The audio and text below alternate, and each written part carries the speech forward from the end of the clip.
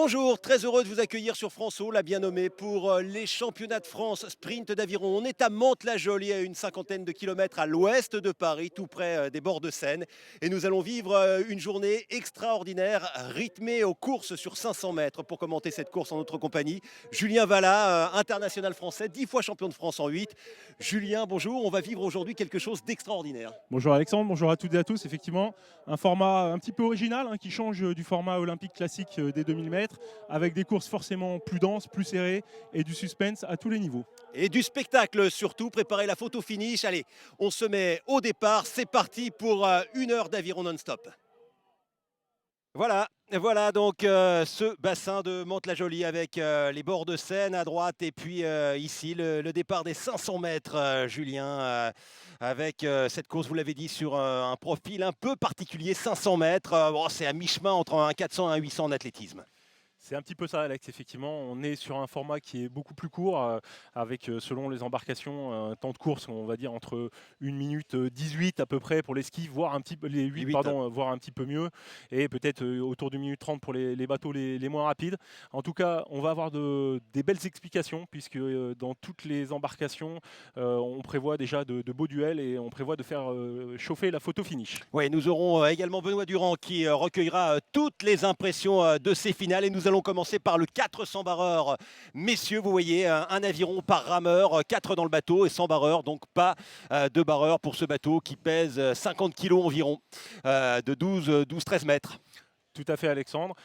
Petit point sur les conditions météorologiques. Aujourd'hui, Alexandre, il fait une vingtaine de degrés ici sur le bassin à Mantes-la-Jolie. Un léger vent pour qui s'est levé, qui va donc pousser les rameurs un peu plus rapidement qu'à l'habitude vers l'arrivée. On devrait encore assister à des courses encore plus groupées qu'elles ne l'auraient été dans des conditions normales. Ce 400 barreur qui a tellement souri à la France, notamment avec cette médaille d'argent en 96, avec ce titre mondial en 93, avec à la ligne d'eau numéro 1 Compiègne, ligne d'eau numéro 2 le CA Lyon tient avec Alexis Guéry, champion du monde poids léger en 200 barreur l'an dernier, et puis ligne d'eau numéro 3, vainqueur des demi-finales, le Cercle de l'Aviron de Nantes. Ici nous sommes avec l'encouragement, Société d'encouragement du sport nautique, Romain Delachaume à la nage, le CN Libourne, ligne d'eau numéro 5, le deuxième en partant du bas, et puis au premier plan ici, Boulogne-Billancourt, c'est parti avec quart de coulisses et tout de suite le rythme imprimé par le CA Nantes. Tout de suite, on est au-dessus de 47 coups d'aviron à la minute pour le CA Nantes qui a fait un départ, on les a vus très agressifs, Alexandre. Et là, c'est parti, grosse bagarre également avec le bateau du CA Lyon à la ligne d'eau 2. Ouais, ici au premier plan, la Société d'encouragement du sport nautique de Nogent-sur-Marne. C'est le CA Nantes qui est devant, avec également à la ligne d'eau numéro 2 le CA Lyon. Et puis ici au premier plan, la CBB Boulogne-Billancourt, équipage formé notamment avec des équipages poids légers. Les 400 barreurs de la CBB qui avaient fait premier et deuxième sur 2000 mètres. Pas mal du tout la CBB ici au premier plan. Passage au 250 et on voit que le CA Nantes et le CA Lyon sont en train de se livrer un beau duel là-bas à la ligne d'eau numéro 2 et 3. Et l'information pour l'instant, c'est que Libourne, le vice-champion de France sortant, est un petit peu en retrait. Ouais, le CA Nantes, vice-champion de France 2014, 2015, troisième en 2013, qui a une petite pointe d'avance. La CBB qui cale un tout petit peu, l'encouragement qui est derrière. C'est lâché en revanche pour Compiègne tout en haut avec le bateau blanc. Et là, vous voyez l'équipage de Nantes qui a une petite pointe d'avance sur la CBB, l'Athletic Club de Boulogne-Billancourt. Le retour peut-être de l'encouragement pour le podium, à moins que la CBB sur la fin, le club parisien puisse aller chercher Nantes, ACBB, encouragement me semble-t-il. Eh bien voilà, le Cercle de l'Aviron de Nantes qui, après 3 podiums dans ses épreuves sprint, va enfin chercher le titre devant Boulogne-Billancourt et devant la Société d'encouragement du sport nautique. Voilà, course magnifiquement emmenée, un bateau par Michael Marteau, que l'on retrouve chef de nage de ce bateau du CA Nantes. Ils ont pris un très bon départ, on les voit très agressifs, Alexandre, avec un travail des palettes là qui vont bien vers l'eau devant, et on sent la compacité, la propulsion, les bons appuis de cette embarcation. Et ils ont placé une petite accélération au passage du 250 qui s'est avéré décisif. Ouais, Michael Marteau qui était 9e la semaine dernière en 4 de couple lors des championnats du monde de Sarasota. L'Athletic Club de Boulogne-Billancourt 2e, 3e pour le club de Nogent-sur-Marne, la CBB. Et pour Nantes, eh bien, l'occasion également de saluer la mémoire de Gilles Crédville qui nous a quittés cette année. Il était rameur à l'Aviron de Joinville et malheureusement il nous a quittés. Il a entraîné pas mal de ces rameurs et bien évidemment on pense à lui fortement aujourd'hui. Une 22,73 pour Nantes. Et puis vous le voyez derrière, un dixième seulement d'écart entre la CBB et l'Ankou. Alors ce qui est intéressant Alexandre, si on place un petit peu en perspective, depuis qu'on est sur ce format de 500 mètres sur les championnats sprint, le meilleur chrono avait été réalisé jusque-là par l'Aviron grenoblois en 1,21,22. Donc on est vraiment dans les tout meilleurs chronos, c'est ce qu'on disait tout à l'heure. Le vent pousse les rameurs à réaliser des bons chronos aujourd'hui. Ouais, le vent qui était plus dans l'axe hier avec le CA Lyon, pas le CA Nantes, qui avait réussi une 16, temps extrêmement rapide. Ça clôturera d'ailleurs cette journée de finale sur France O. 1 minute 22, 16 secondes, pardon, ça veut dire plus de 24 km/h de moyenne en 8, un bateau d'une tonne, tout en sachant que l'on part tout simplement arrêté et qu'il y a beaucoup d'inertie donc sur le start. Alors ce qu'il faut que les téléspectateurs comprennent, c'est que là, on est sur un format qui est vraiment court, hein, comme on l'a vu, 1 minute 20 à peu près de temps de course, donc qui fait appel à beaucoup d'explosivité sur un plan de l'investissement et sur un plan musculaire. Et donc on a vu les rameurs avec peut-être un geste un poil plus court, qui sont beaucoup plus forts sur l'appui et surtout des cadences qui sont beaucoup plus élevées. Hein. Là, j'ai chronométré un petit peu avant l'interview. On n'était jamais en dessous de 43-44 coups d'aviron à la minute. Et Benoît Durand en compagnie de Mickaël Marteau qui a assommé la course, l'international français qui est derrière vous en train de se faire féliciter. Ouais, Benoît. Effectivement, Alex, les 4 garçons qui sont en train de se féliciter et qui ont eu un petit temps d'attente avant de comprendre qu'ils étaient bien les vainqueurs de la course. Mickaël Marteau, voilà le porte-parole de l'équipe, on va dire. Mickaël, voilà champion de France. Eh ben, ça fait plaisir, c'est que mon deuxième titre, donc c'est cool. On a été le chercher malgré les peu de kilomètres, on a dû changer la compo et tout pour bien gérer et avoir la meilleure vitesse pendant le 500 mètres, donc non, que des bonnes choses. On a vu, vous avez attendu une bonne trentaine de secondes avant d'être délivré et de comprendre que vous étiez les vainqueurs. Bah ouais, c'est la formule sprint qui veut ça, c'est 500 mètres, on finit la ligne, on passe la ligne, on ne sait jamais dans quelle place on est, donc surtout moi je suis en tête du bateau, donc je vois rien par rapport à mes coéquipiers qui sont un peu plus loin dans le bateau, donc non, c'est super. Et bravo les garçons, et premier titre de champion de France donc sur nos antennes là de France O pour débuter le direct, c'est pas mal. Bravo les gars. Et puis c'est un club qui le mérite, le CA Nantes, grand club d'aviron sur les bords de l'Erdre, pas très loin de l'île Versailles, un des plus beaux bassins de France, on peut le dire. Effectivement, sur les bords de l'Erdre. Un bassin que j'ai eu l'occasion de pratiquer, membre du Pôle France à l'époque de Nantes, qui est toujours dans le responsable. Et Vincent Gazan que l'on salue. Oui, et puis Robert Servel qui est aussi là-bas, me semble-t-il. Tout à fait, avec Gaël Bunier. Exactement, des anciens rameurs de l'équipe de France. Allez, le 2 de couple dames. Là aussi, ça va être intéressant. On passe dans l'aviron de couple, on rentre dans les épreuves féminines. 40% des courses regroupent des filles ici. Et puis la bonne idée de la Fédération française, c'est d'associer les épreuves valides et handisport. Là aussi, coup de chapeau, ils le font au niveau des championnats de France, comme c'était le cas la semaine dernière, lors des championnats du monde à Sarasota en Floride. Alors, ligne d'eau numéro 1, tout en haut, près de la tour d'arrivée. De l'autre côté de la tour d'arrivée, c'est Pellebeuf avec Fanny Châtelet, présélectionnée en U23, équipe de France Espoir. L'Aviron toulousain, ligne d'eau numéro 2, pelle blanche et orange. Et puis Fontainebleau-Avon avec Lohan Guivarch à la nage, 19 ans, ancienne équipe de France junior. Et puis aux deux, Armel Hosquet, qui était en équipe de France poids léger, qui a plus de 40 ans et qui est championne de France. Elles sont championnes de France en 2 de couple PL. Absolument Alexandre. Là, l'équation sur cette course, elle va être simple. On a les Touloises qui sont triple championnes du titre. Que voici à l'image. Beaucoup plus puissante. Voilà, avec notamment Cécile Dubuisson, qui est vraiment une spécialiste de ce format de course. Et vraiment quelqu'un qui est très puissant, très explosif. Et on a effectivement les championnes de France sortantes du 2 de couple poids léger. Et puis Libourne avec Joséphine Cornu d'Anjou, Maya Cornu d'Anjou, les filles d'Isabelle d'Anjou qui était 4e des Jeux en 92 en 2 sans barreuse. Et puis là, bien sûr, l'AS Mantes, les jeunes filles Caroline et Léa Ner et Duquesne qui vont ramer à domicile. Une info intéressante sur les Mantaises, c'est que ce sont 2 sociétaires du pôle espoir de l'Île-de-France et qui sont J16 et J17. Donc c'est une toute jeune rameuse et que c'est vraiment une bonne surprise de les retrouver à ce niveau-là. Alors regardez, c'est parti pour Toul. C'est vrai que La puissance peut s'exprimer avec la tombée de pelle tout de suite, les mains qui se croisent. Et derrière le gros travail des jambes, elles ont fait le décalage. Déjà 2 tiers de longueur d'avance pour les Touloises. Voilà, 44-43 coups d'aviron à la minute. On voit là que les filles de Didier Petitjean ont voulu prendre tout de suite l'ascendant dans cette course. On n'est pas encore arrivé aux 250 et elles ont quasiment déjà une longueur d'avance. Mais regardez qui est derrière. Bon sang ne saurait mentir avec Libourne et les filles d'Isabelle d'Anjou, 17 et 19 ans, qui essayent de s'accrocher. Le retour des poids légers également. Mais Toul qui est assez largement en tête maintenant. Toujours 3 quarts de longueur alors qu'on arrive à mi-parcours 250 mètres.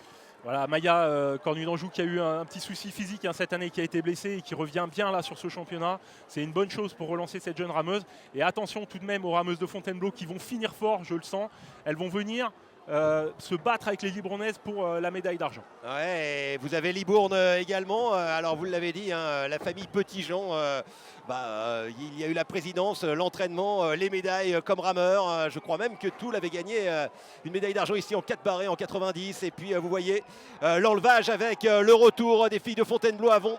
Rouge et blanche, ligne d'eau numéro 3, Toul qui va s'imposer. Elles auront fait la course de bout en bout avec une demi-longueur d'avance, mais pour la deuxième place, rien n'est fait. Si maintenant c'est quasiment acquis. La deuxième place pour Fontainebleau-Avon et la troisième pour les sœurs d'Anjou Cornu de Libourne. Tout à fait, belle course Alexandre, on voit que ça a été maîtrisé tout du long du parcours par les rameuses de Toul qui emportent donc cette embarcation pour la 4e fois consécutive concernant en tout cas la jeune Cécile Dubuisson. Ouais, c'est un exploit et puis derrière il y a également Sandy Weber qui elle rame aussi en pointe. Elle a fait les championnats de France notamment en 200 barreuses, 200 barreurs que l'on verra dans quelques minutes. Vous voyez toute la difficulté de croiser les mains. C'est ça un peu l'aviron de couple avec ce léger décalage entre la pelle bâbord à droite des rameuses vertes et puis la pelle tribord. Bâbord rouge et tribord vert, pardon. Voilà, les souvenirs reviennent, Alex. Oui. Non, mais ça perturbe pour les non-rameurs parce que c'est dans le sens dans lequel on va. Et on est inversé puisque c'est un sport où on arrive dos à l'arrivée. Voilà, effectivement. Vous connaissez l'origine de ce terme-là, bâbord et tribord? Vous allez nous le rappeler. C'était donc la batterie qui était placée à l'avant du bateau. Exactement. Et comme en aviron, on va dos au sens de la marche, batterie, on a coupé le mot batterie en deux et on a le côté bas et le côté tribord. Voilà. Exactement. Fontainebleau-Avon, Avon où se trouvait la base de l'ancien bataillon de Joinville, le CN Libourne, qui a accueilli les championnats de France, les premiers championnats de France, moins de 23 ans cette saison. Et puis l'US Toul, le club de Pierre Houin, champion olympique et champion du monde du 2 de couple poids léger avec Jérémy Azou, champion d'Europe et vainqueur de la Coupe du Monde. Bref, le Grand Chelem. Ils ont réussi à conserver leur titre mondial après leur titre olympique. Il n'y a pas beaucoup qui l'ont fait. Je crois qu'il y a un garçon, un judoka, je crois qu'il s'appelle Teddy Riner. Je ne sais pas si ça vous dit quelque chose. Voilà, c'est de ce niveau-là. En aviron, ce sont les seuls. C'est la seule embarcation qui a réussi le doublé après l'or olympique. Avec le plus gros écart sur le deuxième. Et à vos côtés, c'est pas le coup du chapeau, c'est le coup du super chapeau. 4e titre consécutif pour Toul. Et notamment Cécile Dubuisson. Elles sont en train de sortir du bateau, Cécile Dubuisson et Sandy Weber. Encore essoufflé évidemment parce que c'est un vrai sprint, ce 500 mètres, on va se mettre là. Et évidemment c'est en direct les embrassades entre les deux jeunes filles. On va commencer par vous, Cécile il disait, Alex Boyon, 4e titre pour vous d'affilée. Ça commence à faire. Oui, ça fait plaisir. Là, c'est mon 4e titre, mais le 2e avec Sandy. Donc, non, c'était vraiment sympa. C'est une belle expérience et puis j'espère qu'on va continuer comme ça. Sandy, c'est vraiment un sacré exercice. Ce 500 mètres, c'est vraiment un sprint de bout en bout. Et vous avez tenu la tête dès le départ et vous êtes tenu jusqu'au bout. Ouais, on peut dire ça comme ça. Ouais, c'était un peu le but. C'était la tactique de course. Ouais, on savait que si on partait très fort et ces 500 mètres. Si on part pas devant, c'est compliqué de remonter. C'est pas comme un 2000 où il y a une réelle stratégie. Donc, faut mettre toutes les chances de son côté dès le départ et partir très très fort. Bravo les filles, voilà championne de France de ce sprint. Merci beaucoup. Ouais, belle année pour Toul. C'est intéressant Alexandre parce que le club de Toul est vraiment en train de récolter les fruits de son travail de formation qui est reconnu depuis des années. Et puis là, avec évidemment l'apothéose avec le titre olympique et maintenant mondial pour Pierre Houin. Ouais, il se passe des choses dans l'Est parce qu'il y avait le club de Verdun bien sûr avec vous, Nancy à une époque, Pont-à-Mousson, Metz aussi avec eh bien, les Gossets, les Juliens également. Et maintenant, c'est au tour de Toul et on s'en réjouit. Deux couples messieurs. Alors, Avignon sans Jérémy Azou, sans Julien Gazet, qui sont champions de France en titre sur 2000 mètres, mais avec Benoît Bride et Mohamed Lexiar qui seront à la ligne d'eau numéro 1. Et puis le CN France, ligne d'eau numéro 2. Qui ont remporté le titre, qui avait pris la deuxième place l'an dernier en 2013. Le club situé au pied de la Défense à Paris, en Neuilly-sur-Seine. Alors effectivement, le CN France qui a fait une belle course, notamment sur la demi-finale. Mais attention à l'équipage de Mimizan avec deux rameurs qui ont été champions de France l'an dernier sur ce format-là en 4 de couple. Et moi, je suis pas loin de mettre une petite pièce sur les Mimizanais sur ce coup-là. Alors on verra. Alors il faut pas... Mimizan rouge comme les tomates, les rouges c'est le CN France. Puis là on reconnaît Dorian Mortelette ici à gauche, CN Dieppe, champion du monde senior en 400 barreurs en 2010, vice-champion olympique 2012 en 200 barreurs avec Germain Chardin, c'était à Londres, 3e à Pékin en 400. Et puis voici l'équipage de Mimizan avec Astiria. Vainqueur en 4 de couple l'an dernier. Voilà, tout à fait. C'est deux rameurs que je connais bien. Les Mimizanais, je sais qu'ils préparent très bien leur affaire sur ce format de course.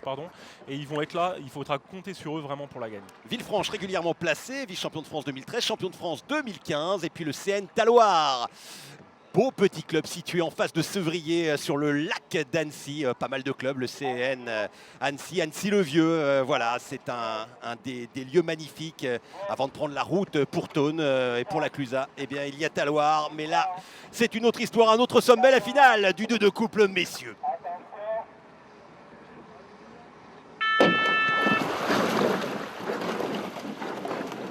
C'est parti, tout de suite avec Dorian Mortelette, vous le voyez, et puis Mimizan, une énorme cadence des Mimizanais. 49 coups d'avion à la minute, Alexandre, effectivement, on veut tout de suite prendre les devants dans cette course, mais attention à l'expérience des Diepois avec notamment Dorian Mortelette à côté.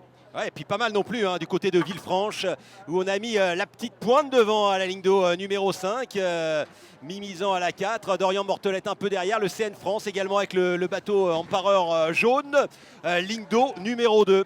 Et c'est Dieppe qui est derrière. Petite surprise pour l'instant. Et pour l'instant, effectivement, c'est Villefranche qui tient les commandes. À noter aussi une petite surprise, c'est qu'on a assisté sur les demi-finales à l'élimination de l'équipage qui était médaillé de bronze l'an dernier, les Tollet et Noireau de Lyon-Caluire, qui sont absents de cette finale-là alors qu'ils étaient 3e sur le podium l'an dernier. Alors, les positions avec le retour de Mimizan et Villefranche qui est toujours devant dans ce 2 de couple. Regardez, tombée de pelle, ça revient un peu sur le bateau et là on donne tout ce qu'on a parce que ça tétanise, parce que ça brûle, parce que ça fait mal. Mais il faut tenir pour aller chercher un titre sur 500 mètres. Il reste 150 mètres, Alexandre. Attention, là il va falloir chauffer la photo finish parce que ça va être très serré entre les 3 bateaux, CNF, Mimizan et Villefranche. Ouais, il y a surtout un duel pour la première place entre Mimizan et Villefranche. Mimizan, il me semble que Mimizan en noir aux couleurs kiwi néo-zélandaises vont passer devant à l'arrivée. Mimizan devant Villefranche, 3e place pour le CNF et Dieppe qui finira au pied du podium. Voilà, vous l'aviez dit, eh bien vous avez raison, Mimizan s'impose. Un an après le titre en 4 de couple, eh bien c'est la victoire et puis Villefranche prend la 2e place me semble-t-il. Il me semble aussi, Alexandre, ce qui est rassurant, c'est qu'on voit que le bassin est tout à fait régulier parce que toutes les lignes d'eau peuvent à peu près jouer la gagne. Alors regardons, c'est Mimizan qui est devant, voilà, Mimizan, Villefranche 2 et CNF 3. Et Dieppe, même pas besoin de photo voilà. finish. Non. Ça se fait tout dans la clarté. Ah ouais, avec Mimizan qui a envoyé. Alors c'est vrai que l'aviron, c'est la gestion de l'épuisement, c'est ce que nous disait Jean-Christophe Rolland, champion olympique, président de la Fédération internationale des sociétés d'aviron et tout récent nouveau membre français du CIO. Mais là, on en voit, c'est un peu comme sur l'ergomètre, ces machines à ramer que vous voyez dans les salles de fitness. Il faut envoyer. Là, on a un ralenti qui est intéressant, Alexandre. C'est qu'on voit les Mimizanais là qui sont vraiment allés au bout de l'effort. Techniquement, ça ressemblait à plus grand-chose à la fin, mais c'est resté efficace. Et 28 centièmes d'écart. Ça se joue à rien du tout. Mais alors, ça arrive parfois sur 2000 mètres. Vous vous souvenez peut-être, vous étiez tout jeune vous. En 83, ici, il y avait une finale en 8. Cognac avait gagné devant Aix-les-Bains et ça s'était joué au millième de seconde. Voilà, c'était l'époque de Bernard Chevalier, l'époque de Dominique Basset. Et voilà, même sur 2000 mètres, sur une course de 5 minutes 30, 6 minutes, eh bien, ça peut jouer aussi au millième de seconde. Et Benoît Durand avec les Kiwis de Mimizan. Les Kiwilandais. Ouais, les Kiwilandais qui, un an après leur titre en 4 de couple, eh bien récidive, mais en 2 cette fois. Ah, ce sont presque les All Blacks, Alex, mais il y a un petit peu de blanc quand même dessous. On va attendre qu'ils descendent, Sébastien Cole et César Astiria, champion de France donc. Ils n'ont même pas eu le temps encore de se prendre dans les bras, j'imagine, les garçons. Voilà qui est fait. On commence peut-être par Sébastien, allons-y. Sébastien, on a senti qu'à la fin, vraiment, vous aviez tout donné. C'était presque un peu désordonné techniquement, mais ça a fonctionné jusqu'au bout, ça a été efficace. Le principal, c'est pas d'être beau. Le principal, c'est qu'il faut être devant. Et là, il n'y avait pas d'autre choix que de... Tant pis, on diminue le geste technique, mais il faut envoyer, quoi. Et tant pis la longueur, on raccourcit jusqu'à que ça puisse passer. César, c'est un titre de champion de France quand même en sprint. J'imagine que la joie est immense, même si là on est en train de récupérer évidemment. Ah oui, c'est une grande joie. On a déjà été champion de France en 4. On voulait vraiment qu'on avait à cœur, tous les deux, de pouvoir remettre ça en double. C'était un nouveau bateau. Mais les objectifs étaient les mêmes. Vraiment finir champion de France avec une grosse préparation. Ce qui est sûr, Alex, c'est qu'on devrait faire la fête sur le chemin du retour et surtout après, une fois à Mimizan, c'est certain. Oh, on devrait trouver quand même... Et un petit mot. Et une petite dédicace à tout le monde qui nous encourage et qui est derrière son écran de télévision, là, nous encourager. C'est grâce à ça aussi qu'on peut faire des résultats comme ça. Merci Sébastien, le message est passé. Ouais, et effectivement, en tout cas, bravo à Mimizan. Et on est content sur France Télévisions de pouvoir vous offrir ces finales du championnat de France. Depuis notre partenariat avec le Comité national olympique et sportif français, il y aura de plus en plus de sports que l'on ne voit pas forcément toujours à la télévision. Et donc, on aura l'occasion de découvrir d'autres épreuves. Allez, le 200 barreur féminin, Strasbourg, Château-Gontier, Lagny, Aiguebelette, Nantes et Aix-les-Bains. Voilà pour les protagonistes de cette finale féminine. Alors là, on va retrouver aussi de belles embarcations. Moi, je vois bien un petit duel là, entre les rameuses de Lagny notamment et les rameuses d'Aiguebelette, avec peut-être un petit avantage, je dirais, à l'expérience d'Évangéline Calou et d'Estelle Catin-Masson, les rameuses d'Aiguebelette, qui ont de belles références dans cette embarcation et aussi sur ce format-là. Entre Rennes et Laval, il y a Château-Gontier avec Ferron et Plancheneau pour le 200 barreuses féminin. En se souvenant que les frères Béguin avaient remporté des titres, mais c'était en 2 barrés. Ils avaient même été champions du monde en 4 barrés avec Belette il y a 20 ans tout juste. Et puis Lagny, vous l'avez vu avec Malice Shepers, vice-championne de France 2015. Voici l'équipage d'Aiguebelette, même couleur que Mantes. Aiguebelette, championnat du monde 2015, 97 et puis junior 90. Voilà, beau club d'aviron aussi avant d'arriver sous la dent du chat, avant d'arriver sur Chambéry. Et le CA Nantes présent, alors sans Marie Lenebvou qui est en équipe de France et qui n'a pas le droit de participer parce qu'on n'a pas le droit d'avoir plus de 25% des internationales. Enfin, Aix-les-Bains, c'est de l'autre côté de la dent du chat par rapport à Aiguebelette. Là aussi, un club qui a une belle histoire. Effectivement. Petite info intéressante, Diane Delalo, donc, qui est à la nage du bateau de Lagny. On pourra la retrouver la semaine prochaine au championnat du monde d'aviron de mer, qui seront d'ailleurs diffusés sur France O également. Et elle est triple championne du monde d'aviron de mer en 2 de couple avec sa collègue Nathalie Collet, qui n'est pas là aujourd'hui. Et là, aujourd'hui, on la retrouve avec Miley Shepard. Ouais, ce sera un autre style. Allez, c'est parti. Un seul aviron avec une petite barre au pied. 3 quarts, là, c'est tombé de pelle tout de suite avec l'accélération. Et vous voyez Lagny en bleu ciel et blanc avec la nage à tribord qui accélère. C'est un peu derrière pour l'aviron strasbourgeois tout en haut. Et voici Lagny qui accélère avec le travail, la tombée de pelle juste devant la barre de pied. Derrière, on essaye de s'accrocher avec l'équipage d'Aiguebelette.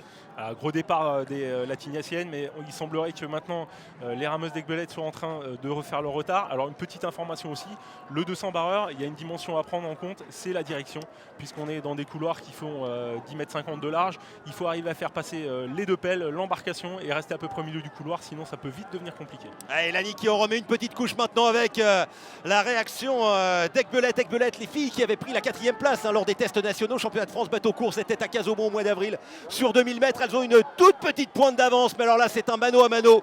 Et c'est vraiment le gros combat, la bataille navale qui a lieu pour l'instant. 46 coups d'avion à minute pour les rameuses d'Aiguebelette. J'ai vraiment l'impression qu'elles sont en train de faire une grosse deuxième partie de parcours. Elles attaquent en tout cas ce deuxième 250 pieds au plancher vraiment. Ouais, avec, vous le voyez, la chef de nage qui va loin sur l'arrière pour tenir l'appui. Effectivement, un style un petit peu différent. On voit Diane Delalo qui est plus en jambes, qui est plus sur le secteur avant. A l'inverse, les rameuses d'Aiguebelette qui sont plus elles sur le lancer, la propulsion vers l'arrière. Et vous le voyez, cette embarcation tombée de pelle derrière le travail, l'accélération, la planche de pied fixe, la coulisse qui passe sous les fesses. Et puis à l'arrivée, eh bien, il n'y aura pas photo finish. La victoire attention pour la deuxième place. Ouais, victoire d'Aiguebelette, deuxième place pour l'Annie me semble-t-il, et troisième pour Aix-les-Bains. Alors les rameuses d'Aix-les-Bains, on n'en avait pas parlé, mais il faut toujours se méfier de Gwenaëlle Lévesque. Elle finit toujours ses courses comme ça. Ouais. Avec Gwenaëlle Lévesque, la messe n'est jamais dite avant la ligne d'arrivée. Allez, petite page de pub avant de retrouver ces jeunes filles. Et on revient très vite ici à Mantes-la-Jolie pour la suite des épreuves. Et de retour, alors Mantes-la-Jolie, ce n'est pas Aiguebelette, mais le bonheur est total, le sourire est présent. Benoît, vous connaissez hein, le bassin d'Aiguebelette. Eh bien voilà, et Evangeline et Estelle, championnes de France sur 500 mètres. Elles avaient été troisième, enfin le club avait été troisième en 2014. Absolument. Elle vient juste de sortir du bateau. Alex, on va peut-être commencer par Evangeline. Oh, qu'elle est belle cette victoire, et on vous a vu presque le fêter, ce titre, avant même de passer ligne, tellement vous aviez un petit peu d'avance. Oui, bah en plus c'est mon premier titre, donc c'est vrai que ça fait plaisir. Et puis Estelle m'a dit au bout d'un moment, allez profite, parce que voilà, on était assez devant et on sentait capable de tenir pour pas que ça remonte, quoi. Estelle, j'imagine que le plaisir est immense à l'intérieur, là, même si on est en train de récupérer. Bah oui, surtout que ça fait déjà 3 ans qu'on rame ensemble, qu'on se confrontait aux autres bateaux courts toute l'année. Et là, c'est la première fois qu'on peut bien profiter à deux d'une victoire, quoi. Donc on est super heureuses. Bravo pour ce titre, les filles. Et voilà, le sourire avec Mantes-la-Jolie, ce club formateur, 15 000 rameurs hein, à Mantes-la-Jolie pendant toute l'année, entre les journées de masse, les compétitions, les sélections tout près du Val-Fouré. Voilà, c'était un bassin extraordinaire. Ce serait bien juste de l'écarter, vous savez, sur 8 lignes d'eau, là, ça a déjà été fait sur 1000 mètres, pour que ça serve de base arrière pour les Jeux de Paris 2024, parce que c'est vraiment un outil extraordinaire. Et pendant qu'on y est, on va souligner le travail qui a été fait à la fois par la collectivité locale et puis par les membres du club et tous les bénévoles. Il faut bien réaliser qu'ils ont sorti 500 tonnes d'algues pour que ce championnat puisse se réaliser. Il y a quelques semaines, on était limite de pouvoir marcher sur le bassin, et là aujourd'hui, on peut tenir un championnat de France d'aviron. Donc vraiment chapeau à eux. Voilà, et puis à la mairie aussi qui aide, parce que voilà, le sport aujourd'hui, quand on sait que le budget diminue un petit peu au niveau de l'État, ça passe aussi par les collectivités locales et beaucoup par les bénévoles. Allez, finale du 200 barreurs, messieurs, avec les pelles de Thonon. Thonon qui accueillera, on vous l'a dit, dans une semaine, les championnats du monde d'aviron de mer, ligne d'eau numéro 1, une nouvelle fois Aix-les-Bains, qui aura 2 bateaux représentés ici. Ce sont les frères Bottero, tradition de frères en aviron, que ce soit les Landvoigt ou les Pimenov en 200 barreurs, champion olympique 72, 76, 80. Et bien voilà, c'est quelque chose qui existe. Léon Froid. Oui, Léon Froid, exactement, bien sûr. À Verdun, oui, effectivement, qui ont fait 4e à Sarasota. Là, je parlais que des champions olympiques, hein, qui en plus étaient jumeaux. Allez, c'est à Thonon avec Gerachenko, le fils de l'entraîneur d'origine russe, et puis derrière Voignou, qui avait été champion de France junior en 2013 sur le bassin de Brive, qui avait accueilli aussi les championnats du monde junior. Voici le deuxième bateau d'Aix-les-Bains avec Bellingueri et Rubo. Ligue d'eau numéro 4, ce qui signifie qu'ils ont gagné eux aussi leur demi-finale, tout comme Thonon. Et puis Cergy Pontoise, pas venu de très très loin. Le club du SN-Oise, enfin, ligne d'eau numéro 6. Club qui a accueilli, ou ville qui a accueilli beaucoup de championnats de France sur la Saône, les régates mâconnaises, avec Hugo Dousseau et Romain Gauthier. Alors pour l'anecdote, Alexandre, dans les 2 bateaux d'Aix-les-Bains, Jean Bottero et Lucas Roubaud, ils ramaient ensemble en junior. Ils ont été médaillés au championnat de France bateau court junior en 2015 ensemble. Ils étaient donc dans les collectifs nationaux. Allez, c'est parti avec le 200 barreur. Messieurs, regardez le travail qui est fait. L'accélération progressivement, on allonge les jambes parce qu'au départ, il faut déjauger ce bateau d'une petite trentaine de kilos avec la barre. Ici, on est avec Aix-les-Bains, la préparation de la palette, la tombée de pelle et le travail des jambes. Alors, regardez ce que je disais tout à l'heure, Alexandre, attention. les soucis de direction là, pour l'embarcation de Thonon. Thonon, là, ils sont partis sur bâbord. C'est les troisièmes en partant de la droite. Vous voyez, ils ont rectifié. Et ils sont un petit peu derrière, ligne d'eau numéro 3. Alors pour moi, c'était clairement eux les favoris de cette finale. Mais là, ils sont mis un petit peu dans la difficulté avec cette petite faute de direction. C'est un exercice qui n'est pas évident, hein, puisqu'il faut arriver à équilibrer les forces pour faire avancer, alors que mécaniquement, tout s'y oppose. Là, ils ont, semble-t-il, redressé la barre. Et maintenant, ils sont en train de prendre la tête de cette course. Ouais, Savoie, Haute-Savoie, le duel pour l'instant avec Aix-les-Bains et Thonon. Le lac Léman contre le lac du Bourget. Voilà, en tout cas, il y a le feu sur le bassin pour l'instant. Le travail qui est fait, le petit coup d'œil sur tribord côté Thonon et on essaye d'en rajouter un petit peu. Là, ça commence vraiment à faire très très mal. Et il reste 20 coups de pelle pour essayer d'aller chercher le titre. Avantage, balotage favorable pour Thonon pour l'instant. Et là, les rameurs sont en train de lutter contre la montée d'acide lactique. Ça commence à piquer partout, y compris sur les retours. Et il faut aller encore chercher, puiser dans ses réserves et des ressources pour aller gagner cette course. Metz qui peut revenir pour la médaille. Il y a un duel pour la troisième place qui est terrible. La victoire de Thonon. Et finalement, c'est Aix qui fait 2 et 3. Mais la deuxième place pour les frères Bottero. Et la troisième pour Bellingueri-Roubaud. 2 bateaux d'Aix, un bateau de Thonon. Voilà, il fallait être plus ou moins montagnard, savoyard, haut savoyard pour réussir le podium. Et il n'y aura pas de titre de champion de France en 200 barreurs pour Aix sur ce bassin. Ce qui avait été le cas il y a 30 ans sur 2000 mètres avec Harel de Bessel. Ils devront se contenter de la deuxième et de la troisième place.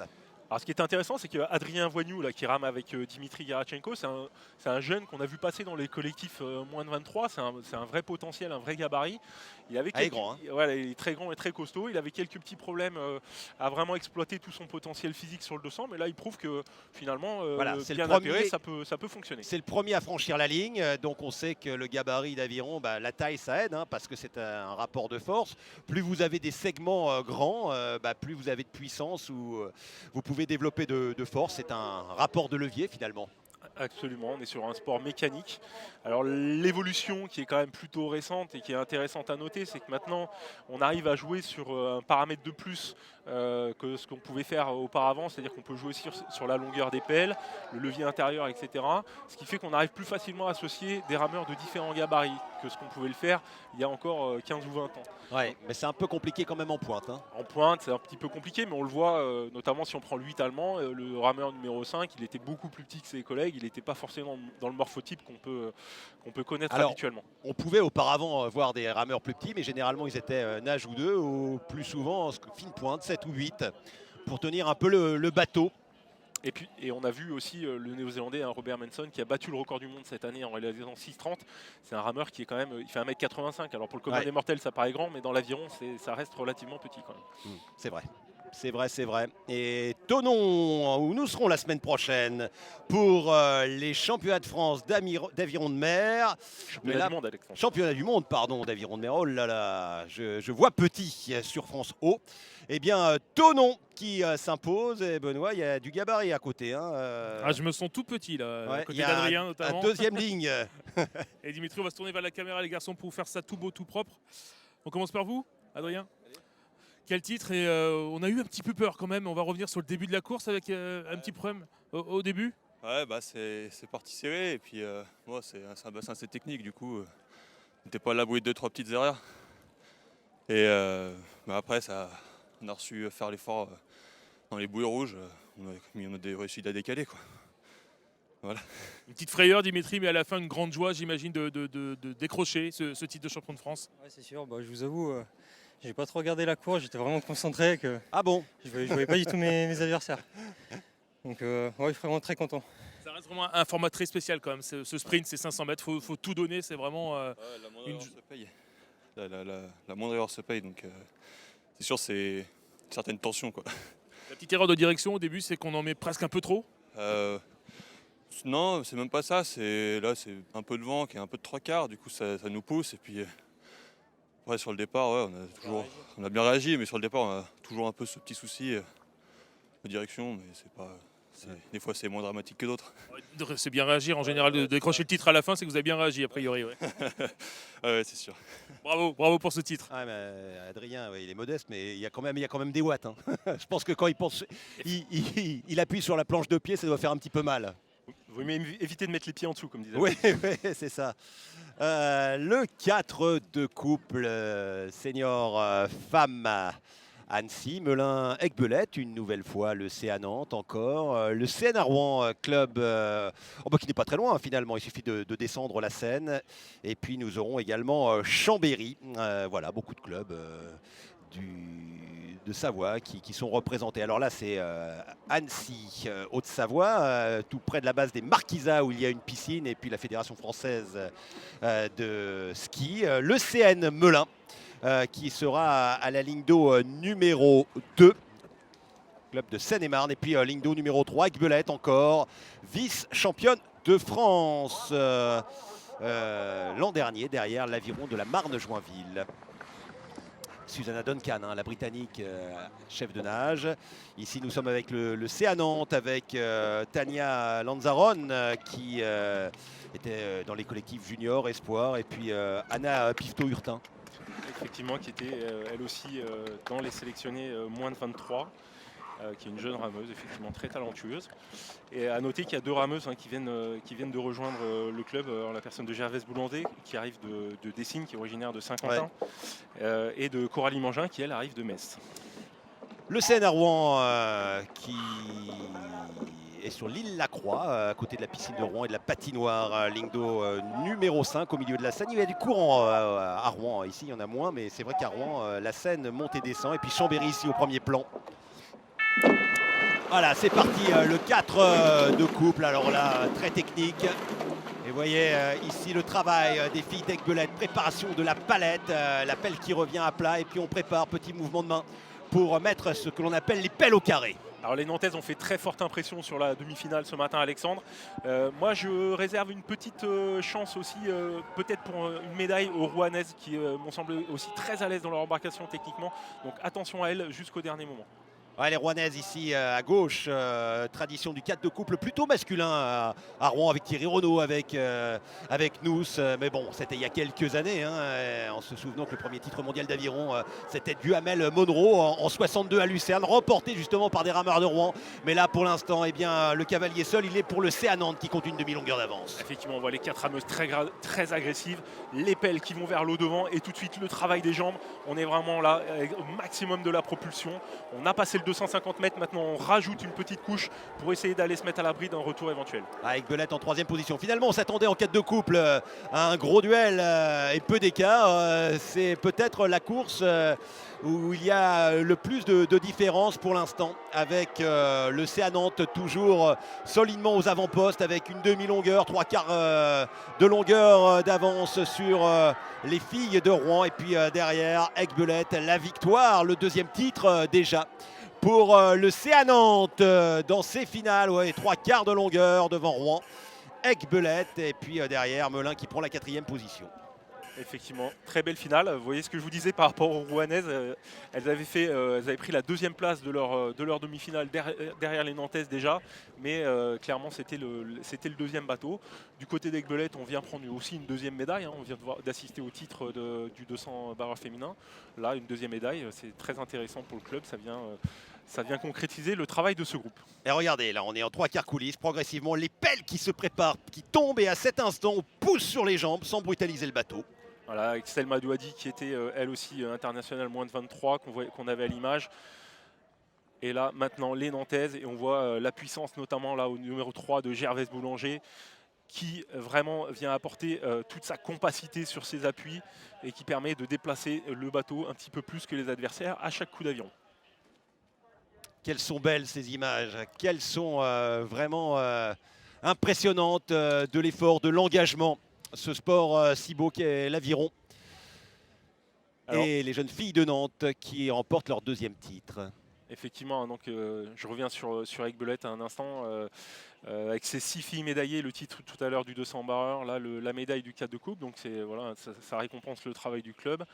De même pour le CA Nantes avec ce deuxième titre. On a vu les garçons tout à l'heure en 400 barreur, les filles maintenant. Exactement. Le CA Nantes a connu quelques années un petit peu compliquées, mais est revenu là depuis 3-4 ans sur le devant de la scène et c'est vraiment actuellement le meilleur club en France. Ouais, vous le voyez, un gros écart hein, quand même, 1 seconde et demie. Alors ça, en 4 de couple, c'est quasiment, surtout sur 500 mètres, une longueur. Ça fait 12-13 mètres d'écart avec Belette derrière. Et les filles du CA Nantes qui remportent leur premier titre, elles avaient fait une seule médaille, c'était l'argent. En 2013, lors de la première édition des championnats de France sprint sur 500, parce qu'il y a 30 ans, il y avait eu les championnats de France sprint sur 1000 mètres à Vichy. Eh bien voilà, leur victoire est le deuxième titre après le 400 barreur, messieurs Benoît. Au passage, elles ont explosé le meilleur chrono de la discipline. Oui, meilleur chrono de la discipline. C'était une 34-13 voilà jusqu'à présent pour la CBB en 2014. Allez, Gervaise, autoproclamé porte-parole de l'équipe. On va se tourner vers la caméra, les filles, pour que tout le monde vous voit, qu'on voit les visages évidemment des 4 championnes de France. Avec pas mal d'avance quand même. Est-ce que vous avez eu le temps de profiter alors qu'on ne peut pas normalement sur un 500 mètres sur les 2-3 derniers mètres? Allez. On s'interdisait de tourner la tête pour pas faire d'erreur. Et moi j'y croyais pas qu'on avait autant d'avance. Et en vérifiant à la fin, c'est génial. On pensait vraiment que ça allait être Un vrai bord à bord. beaucoup plus serré. Ouais, beaucoup plus serré. Benoît, record des championnats de France. Et ça fait et évidemment Alex qui me glisse dans l'oreillette que c'est un record des championnats de France. Voilà pourquoi vous êtes largement devant. Bah, on savait pas. Bah, c'est bien. Le titre et un record, c'est la belle journée ce dimanche. Ouais, c'est une belle journée, ouais. Et puis aussi un petit mot quand même, c'est aussi le deuxième titre pour le CA Nantes dans les finales qui ont débuté depuis 14 heures. Bravo les gars. On aurait vraiment aimé que le 4 de coupe mec soit médaillé aussi, donc on les embrasse fort et ce sera pour l'année prochaine. Gros bisous les gars. Gros bisous les gars. Ben voilà, le message est passé, les bisous aussi Alex. Voilà, on embrassera les garçons, éventuellement les mecs et les gars. On a bien compris. Voilà, avec ce grand bonheur également. Vous êtes contents parce que c'est la fin de la saison pour tous ces rameurs et ces rameuses sur ce magnifique plan d'eau de Mantes-la-Jolie. Et on va avoir déjà l'antépénultième finale, le 4 de couple messieurs avec un duel Saint-Nazaire-Gravelines-Vichy.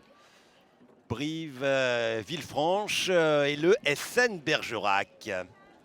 Alors Brive, là aussi, beau bassin d'aviron qui avait, je vous le disais, accueilli les championnats du monde junior il y a quelques années. Et puis Vichy à côté, quasiment les mêmes couleurs, vous allez le voir d'ailleurs. C'est bleu et jaune, il n'y a pas de vert. Là aussi sur le bassin de l'Allier, championnat du monde junior en 83. Il y avait des régates internationales, beaucoup de championnats de France. On retrouvera d'ailleurs Guillaume Turland dans ce bateau. Effectivement, Guillaume Turland, vice-champion du monde U23 en 200 barres toute catégorie avec son frère l'on retrouvera un peu plus tard sous les couleurs grenobloises. Et puis là, on a vu Saint-Nazaire, 3e des championnats de France sur 2000 mètres. Voici Gravelines avec Bastien Quiqueret qui est au 2 ici avec sa casquette. Vice-champion du monde espoir cette année en 2 de couple.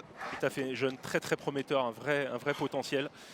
Et Fred Lorius qui tient la boutique au 4. Ouais, et Villefranche qui a déjà pris une médaille en 2 de couple. Est-ce que le 4 de couple va réussir à monter sur le podium? Enfin, le SN Bergerac qui est ici à gauche, un champion du monde en titre, Stani Delair, qui a remporté le titre en 4 de couple poids léger à Sarasota la semaine dernière avec l'équipe de France. Effectivement, Stani Delair, c'est notre seul champion du monde qui est présent ce week-end sur le bassin. Il est là, il tient la boutique, il est à la nage du bateau de son club et ça fait plaisir à voir. Malgré le décalage horaire, lui qui ramait avec Jérémy Azou auparavant, et puis Pierre Moin est arrivé par là. Stani qui est présent. Attention à Saint-Nazaire avec Hugo Kemener également, solide rameur, médaillé de bronze des championnats d'Europe espoir en 8 il y a tout juste un mois. Du côté de la Pologne, c'est parti. On a vu le temps de réaction des athlètes qui font vraiment sortir la coque là, dès que le feu passe au vert. Tout de suite, on est sur l'explosivité, mais sans traverser l'eau. Ce premier coup, il est vraiment déterminant regardez, sur ce format-là. Les mains qui se croisent, le travail, la préparation. Oh, grosse faute de Gravelines. Grosse faute de Gravelines. C'en est terminé pour Gravelines avec la fausse pelle à bâbord du chef de nage. Et ça profite à la ligne d'eau numéro 5 à Villefranche qui se sauve maintenant. Regardez. Et les Gravelinois la deuxième fausse pelle, c'en est terminé. Voilà, là je pense que cette fois c'est terminé parce qu'on va arriver aux 250. Ils ne sont pas si loin que ça, mais à mon avis pour jouer le titre c'est fini. Ah ouais, parce que là s'ils reviennent, c'est l'exploit. À part courir dans la grotte de Lourdes, je ne vois pas comment les rameurs nordistes peuvent aller revenir, mais ils sont encore engagés pour aller chercher une médaille. C'est Villefranche qui est devant, le retour de Saint-Nazaire peut-être, à la ligne d'eau numéro 3, et puis Bergerac qui pourrait profiter de la situation ici à la ligne d'eau numéro 6 au premier plan. Villefranche qui est devant. Villefranche, grande école de la couple, qui vraiment avec là aussi Charlie fait Imbert. parler son collectif. Et vraiment, là, ils sont en train de jouer le titre parce que j'ai l'impression qu'ils ont pris un petit peu l'ascendant sur Saint-Nazaire. Ouais, Villefranche, Saint-Nazaire. Ça va se jouer sur le dernier coup. Villefranche, oh là là, ça se joue à rien du tout. Graveline qui tente de revenir sur Bergerac. Et à l'arrivée, je suis incapable de vous dire qui a gagné. Si ce n'est que Bergerac doit prendre la 3e place. Mais sinon, là, on va devoir attendre la photo finish. Un magnifique course des Bergeracois, on n'en a pas parlé parce qu'on a été bien capté par les fautes à répétition des Gravinois. Alors là, ouais, clairement pour eux, c'est la double peine. Effectivement, ils ont fait une superbe course, les Bergeracois, à la ligne d'eau 6. Ils étaient passés ce matin en demi-finale un petit peu à l'arraché. Ils avaient pris la 3e place, ce qui leur a valu de se retrouver à cette ligne d'eau 6. Et là, ils sont venus, semble-t-il, arracher la 3e place. Et pour la victoire, je vais m'abstenir de tout pronostic parce que je pense que... là, on va sortir la photo finish, on va attendre. Et puis, il y en a 4 qui vont sauter au plafond et puis 4 qui vont baisser la tête en étant déçus. On revoit là une des fautes faites par les Gravelinois. Alors, il y a eu une projection d'eau qui a été faite par l'un des rameurs, je pense le numéro 4. Je crois que c'était la 2e faute qu'on a vue, c'était pas la première. Ouais, et puis alors là, je suis incapable de vous dire parce que c'est pas la ligne officielle. Et puis vous savez, c'est Villefranche qui, me dit Jean-Philippe Guillain, notre rédacteur en chef, gagne pour finir. Voilà la victoire pour Villefranche et fair play du côté de Saint-Nazaire. Parce que si vous êtes situé 50 cm avant ou après, c'est pas le même résultat. Là où on a le maximum de vitesse, c'est au moment où la pelle sort de l'eau. Et il suffit que vous attaquiez devant, c'est terminé. 1 centième d'écart qui fait toute la différence. 1 centième d'écart, effectivement. Donc là aussi, ça a été très très vite, 1,21. Regardez Graveline. Je suis en train de vérifier. On a 38 centièmes Graveline, 38 centièmes du podium. Et 4 cm, 4 cm c'est une boule. C'est exactement la boule qui est au bout du bateau. Exactement, Alexandre. Alors à noter, les rameurs de Saint-Nazaire, ils avaient déjà fait vice-champion de France en bateau long cette année. Je crois que c'était 3 sur 4 qui étaient dans cette embarcation. Et on les retrouve encore sur la deuxième place du podium aujourd'hui. Ouais, Villefranche, 2 fois médaillé d'argent. Ah non, titré cette fois-ci, 2e médaille également. On parlait de l'école de la couple, Alexandre, clairement, en faisant référence effectivement à Charlie Imbert, à Fred Dufour, à toute la génération, Jean-Marie Imbert et toute la famille. Frédéric Dufour, rameur poids léger qui est ici. Il n'a pas changé, Frédéric. Un petit peu plus lourd, il est plus poids léger, mais voilà. Et puis Charlie Imbert qui avait été médaillé avec l'équipe de France en 4-2 couple au début des années 80, à l'époque où les Allemands de l'Est trustaient les titres. Et voici donc Villefranche pour le titre acquis dans les tout derniers centimètres et pour rien du tout, pour un souffle, 1 centième. Ils vont s'en rappeler de celui-là, je pense. Ouais. Ils l'ont arraché sur le dernier coup de pelle. Alors là, encore une fois, pour les téléspectateurs, il faut bien comprendre qu'en fonction d'où on se trouve dans le coup d'aviron, si on est dans l'eau ou sur la phase de retour, c'est souvent là que ça se joue. Benoît, ils sont à vous. D'ailleurs, on va se tourner vers la caméra. On va se tourner vers la caméra, les gars, pour voir évidemment les joueurs ravis de ces garçons qui sont donc champions de France, messieurs, pour 1 centième. 1 centième de seconde. C'est magnifique, on n'a plus de voix. Ce matin, on fait une mauvaise course et on se reprend cet après-midi pour tous ensemble gagner. Ça se joue à quoi, 1 centième quoi? C'est la petite boule là au bout du bateau, c'est tout Pour une fois, elle était avec nous, donc tant mieux. Ça fait quoi, j'imagine, en plus de le gagner dans ces conditions-là, de revenir sur la fin de course et de s'imposer? Surtout, ça fait plaisir parce qu'on est 4 bons copains. On en profite et il y en a qui sont revenus il n'y a pas longtemps, donc pour faire un bateau, et c'est un beau bateau. Et un bateau qui est fait depuis pas très longtemps, mais qui gagne déjà un titre de champion de France ici. Bravo, bravo à tous les 4. Merci.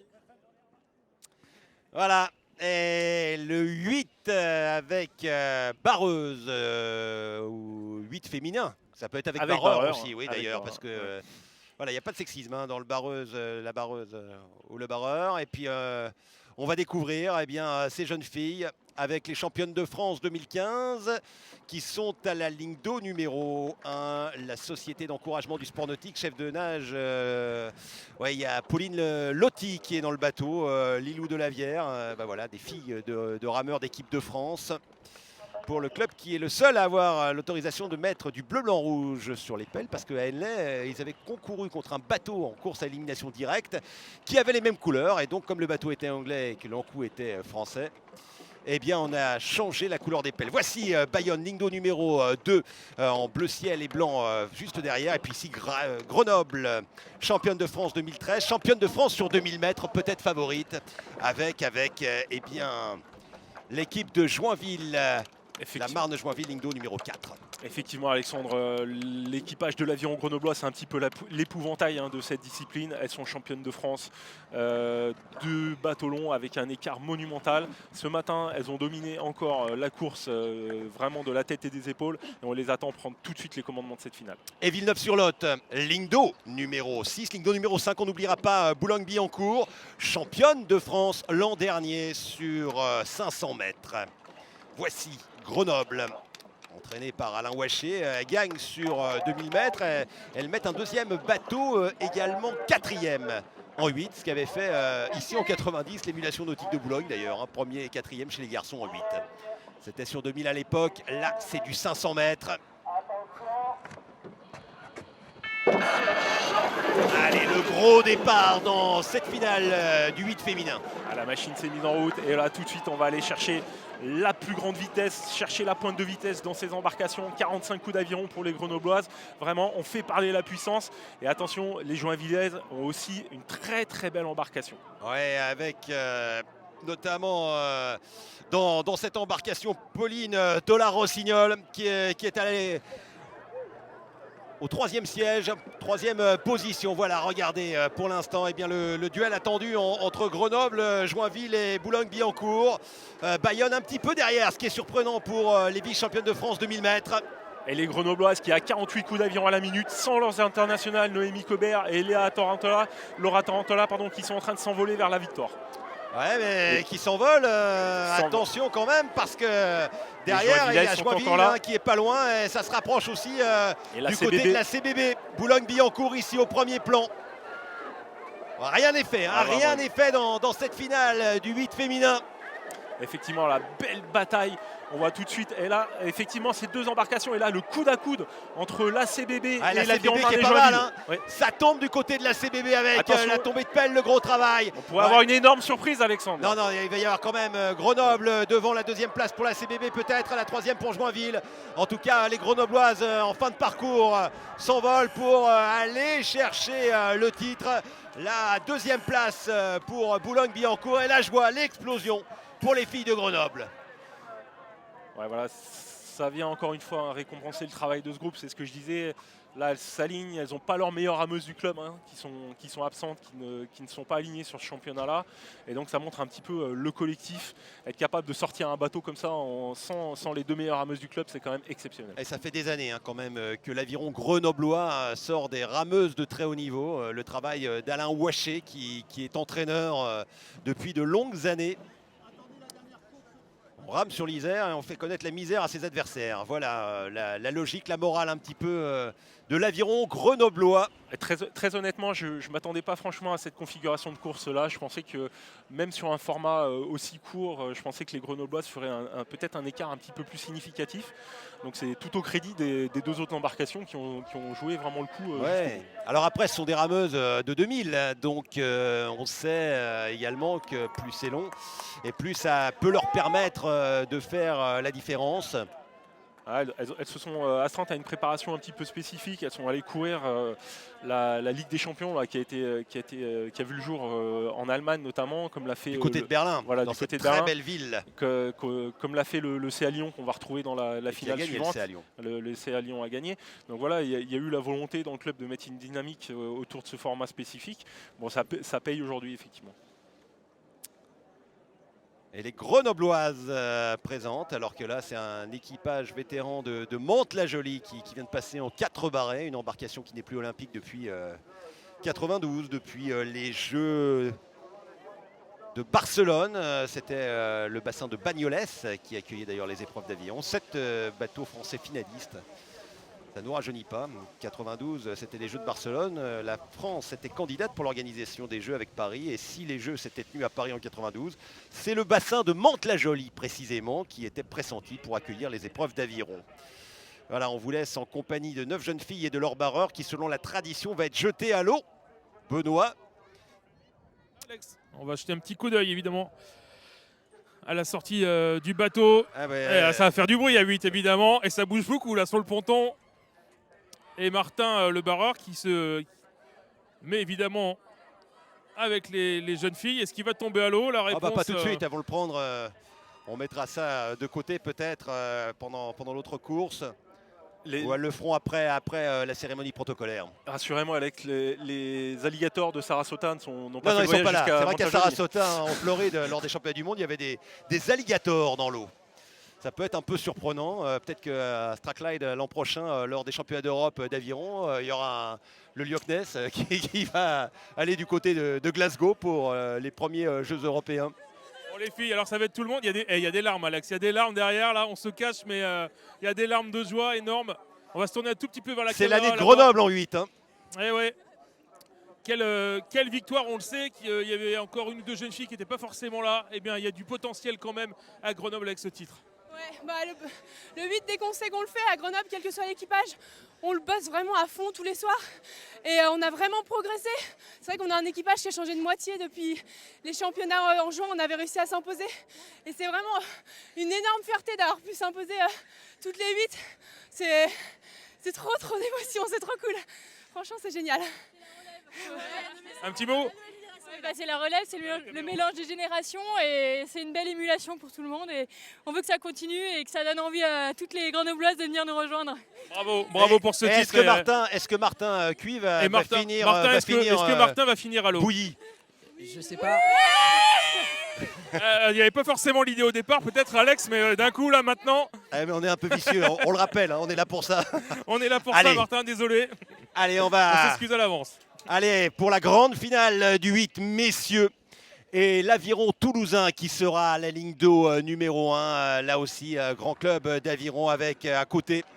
Eh bien, Verdun, que vous connaissez bien. Il y a dedans Thibaut Verhoeven, 13e en skiff, vainqueur de la finale C en skiff. Valentin Onfroy qui a fait 4e en 200 barreurs. Rondeau Chardin, champion du monde 2010 en 400 barreurs. On a vu Bergerac avec Julien Després, lui aussi champion du monde 2010 en 400 barreurs qui était là. Et puis le CA Lyon. Qui est vraiment favori, double champion de France en titre. Grenoble, champion de France sur 2000, ligne d'eau numéro 5 et puis ligne d'eau numéro 6, médaillé lors des deux dernières éditions. L'équipe de l'émulation nautique de Bordeaux qui s'entraîne sur le bassin de Bordeaux-Lac, pas très loin du Vélodrome. Effectivement, alors ce qui est très intéressant, c'est qu'on a l'équipage champion sortant au CA Lyon. Julien Després à l'image du SN Bergerac. Attention, le starter, on vous laisse profiter. Près d'une tonne, 100 kg de bateau, 60 kg de barreur, et puis près de 100 kg par rameur. Allez, les fauves sont lâchés dans cette grande finale du 8 avec barreur, messieurs. Près de 25 km/h avec le gros travail qui est fait tout de suite par Bergerac. La tombée de pelle, près de 50 coups d'aviron à la minute. 54 coups d'aviron chez les Bergeracois. Vraiment, on est parti pour faire un écart. Alors attention, le CA Lyon, normalement, c'est vraiment les spécialistes. Ils se sont préparés tout de suite. Ils mettent la pointe devant. Ils ont remis leur chef de nage, Adrien Mathias, qui est vraiment un spécialiste de cette discipline, qui en marque vraiment bien les grands gabarits derrière, Benoît Baratin, Hugo Boucheron qui font parler la puissance, et Verdun à la ligne d'eau 2 qui est bien placé pour l'instant. Ouais, Baratin 2,07 m, Boucheron finaliste des championnats du monde, et regardez les pelles bleu ciel et bleu marine aux couleurs d'Oxford et Cambridge qui sont partis pour le CA Lyon, et derrière, et bien tout en haut, l'équipage de Verdun avec ce maillot blanc et ce parement rouge qui tente de s'accrocher à la ligne d'eau numéro 2. Une 16 réalisée par le CA Lyon sur les séries hier matin. Aujourd'hui, attention, il va falloir surveiller le chrono, ça peut aller très très vite, Alexandre. Qui tente de revenir avec Verdun, ligne d'eau numéro 2. Ouais, le CA Lyon qui est quand même devant, c'est compliqué pour Grenoble, la deuxième place pour Bergerac. Et à l'arrivée, il me semble quand même que Lyon va s'imposer devant Verdun et qu'il y aura la photo finish pour la troisième place. Non, troisième place Bergerac, quatrième Grenoble, cinquième pour Bordeaux, sixième Toulouse. Et voilà le nouveau titre, le 3e consécutif, le triplé pour le CA Lyon. Magnifique finale, hein. Magnifique finale, vraiment maîtrisée. Ne vous y trompez pas, malgré les écarts, ça a été maîtrisé. Sur la manière de faire, c'est vraiment impressionnant la force collective de cette embarcation. À noter vraiment la très très bonne place des Verdunois qui n'avaient pas été transcendants sur les tours préliminaires, qui avaient fait 2e de leur série, 2e de leur demi-finale, et là qui viennent chercher une belle médaille d'argent. Et peut-être la petite pointe de déception du côté de l'Aviron grenoblois qui était champion de France sur les bateaux longs et qui ne prend ici que la 4e place. Ouais, Verdun, finalement, c'est du copier-coller par rapport à l'an dernier et il y a 2 ans parce que médaille d'argent en 2015, en 2016 et donc en 2017. Derrière qui? Et bien derrière à chaque fois ce bateau de Lyon, du CA Lyon qui s'impose, et donc la 3e place pour la Société Nautique de Bergerac. Alors Alexandre, le meilleur chrono jusqu'à présent sur ce format-là était à mettre à l'actif de Bordeaux, qui avait gagné la première édition ici même en 2013 en 1:18:20. Donc là, j'attends de voir avec ces conditions légèrement favorables. Et oh là là, le record 48 pulvérisé. Voilà. Et 1:16 à noter aussi pour les Verdunois. Donc là, on est vraiment sur un très très gros niveau de performance. Ne pas s'y tromper. Écoutez, 1:15:48, on va faire un petit calcul. Voilà, vous savez, moi j'aime bien les chiffres. Donc parce que là, on part, c'est départ arrêté. 500 mètres. Alexandre, en bon mathématicien qu'il est, va nous calculer la vitesse. Écoutez, c'est très simple. Vous savez ce que vous faites? Vous faites 500. Hop là, c'est fait. Divisé par 75,48.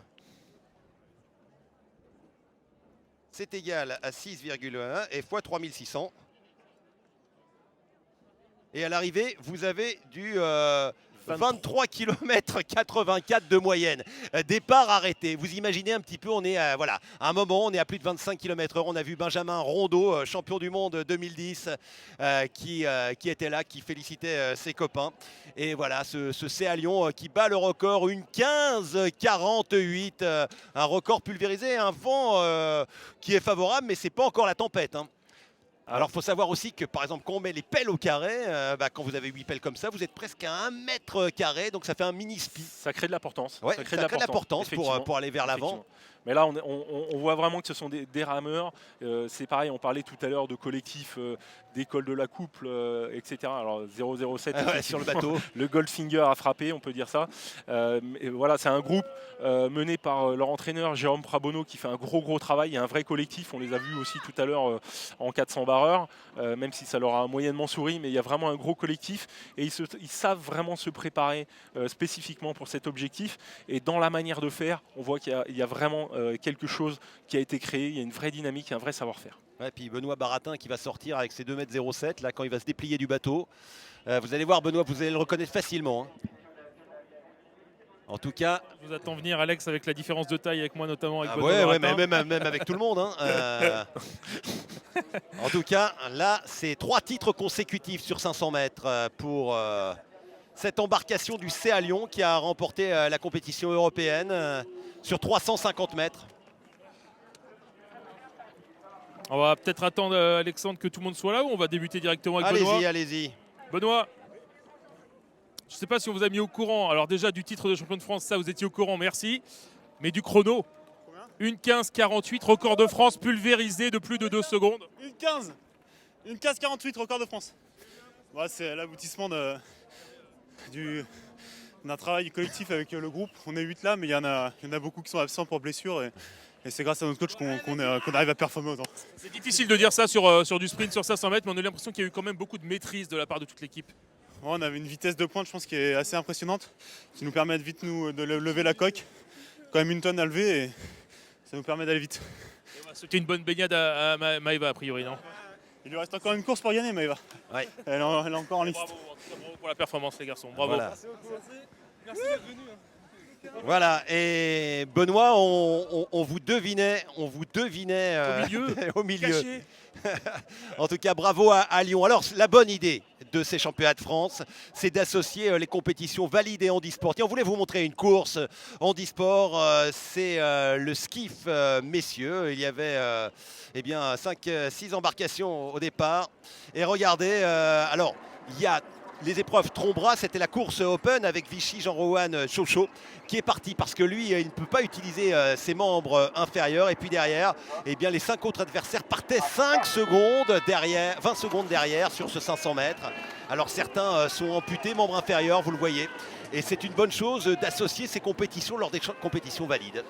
Alors pour les spectateurs, il faut comprendre qu'il y a un temps pronostic qui est établi, une référence chronométrique internationale, et on calcule donc l'écart entre ceux qui peuvent utiliser donc leurs jambes, comme on le voit à l'écran actuellement avec le Nancéen, et ceux qui ne peuvent pas l'utiliser sur la base de ce temps de référence. Alexandre Chaud donc, qui s'impose devant Jean-Rohan Chocho de Vichy, victoire de Nancy, 3e place pour Libourne, l'occasion de saluer la médaille d'argent au championnat du monde dans le double mixte handisport. Effectivement, c'est ce que je voulais faire. Donc Antoine Gisèle et Guylaine Marchand qui ont pris une magnifique médaille d'argent en 2 de couple lors des derniers championnats du monde.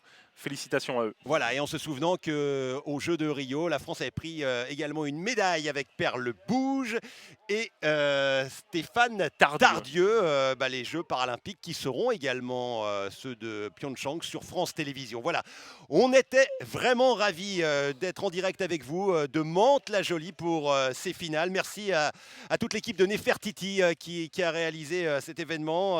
Merci à la Fédération française des sociétés d'aviron, au Comité national olympique, Jean-Philippe Guillen, notre rédacteur en chef, Marie-Ange Graziani pour la production. Merci Julien. Voilà. Et bonne suite, parce que je sais qu'il y a un heureux événement qui arrive, le 3e. Et puis la semaine prochaine, aviron encore. Thonon, championnat du monde d'aviron de mer. Patrick Montel, Yvan Delavière. Merci, bonne suite des programmes sur François. Et n'oubliez pas, le sport, ça se pratique, ça se regarde, ça se consomme. Et surtout, restez avec nous pour vivre de grandes et belles émotions. Ciao et à bientôt.